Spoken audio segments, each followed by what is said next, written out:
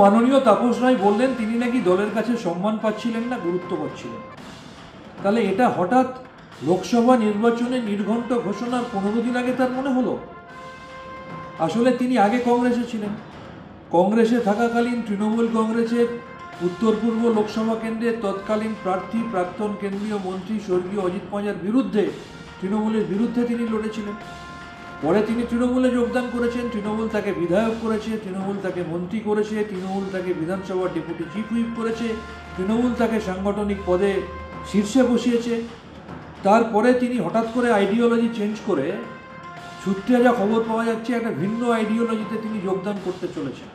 আচ্ছা, রাতারাতি মানুষ এইভাবে আইডিওলজি চেঞ্জ করতে পারে যদি খুব বড় ডিলের অফার তার কাছে না থাকে?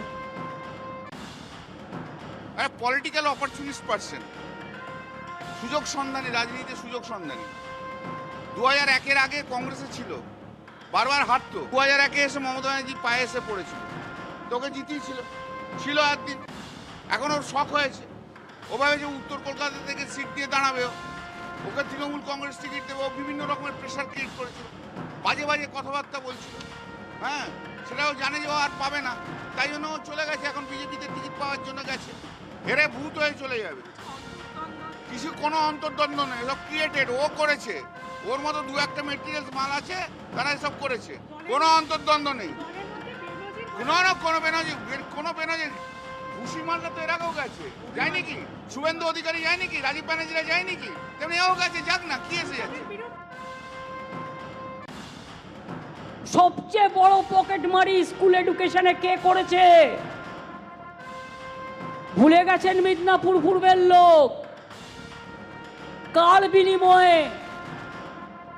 চাকরিটা আপনার হয়েছিল? কিসের বিনিময়ে? খবর আমি রাখি, কিন্তু চাকরি আমি কারো যেতে দেবো না। ওরা চাকরি খায়, আমি চাকরি দিই, তাই আমি কাউকে টাচ করছি না। কিন্তু আজকে টাচ করছি না বলে মাথাকে আমি কোনোদিন টাচ করব না, এটা আমাকে অতটা বিশ্বাস করবেন না। ইলেকশন আসবে, ইলেকশন চলে যাবে, তারপরে কিন্তু আমরাই এখানে থাকব। সুতরাং মনে রাখবেন, গদ্দারদের কমরেডরা, গদ্দার বাবুরা, আমি নাম বলি না, বলতে আমার লজ্জা লাগে, জীবনে সব থেকে বেশি পেয়েছে পার্টির থেকে। যখন পার্টিতে ছিল সব থেকে বেশি খেয়েছে, যা আমরা কোনোদিনও ভাবতে পারিনি। লঙ্কা কাণ্ড ঘটনা হয়েছিল, সেইভাবে কোর্টে গিয়ে গরিব ছেলে মেয়েদের চাকরি খেয়ে সাধু সেজে বসে আছেন। এই সাধুগিরি আমরা বের করবই। কয়েকদিন আগে আমাদের মাননীয় প্রধানমন্ত্রীজি বলে গেলেন তিনি নাকি 47,000 কোটি টাকা বেঙ্গলকে দিয়েছেন, আর আমরা নাকি সব খেয়ে নিয়েছি, ঘর বাড়ি নাকি দিইনি। এবার আমি অঙ্কটা বলি, 2014-15 থেকে 2021-22 সেন্ট্রাল গভর্নমেন্ট কত টাকা দিয়েছিল আবাস যোজনা প্রকল্পে? 29,834 কোটি টাকা। আর স্টেট গভর্নমেন্ট কত দিয়েছিল? 20,000 কোটি টাকা। তার মানে আমাদের থেকে মাত্র 9,000 সামথিং কোটি টাকা বেশি দিয়েছিল, যদিও তার দেওয়ার কথা ছিল আরও অনেক বেশি। ওই যে 29,000 আর আমরা 20,000 টাকা দিয়েছিলাম, বলেছে টাকা খেয়ে নিয়েছে, বাড়ি হয়নি।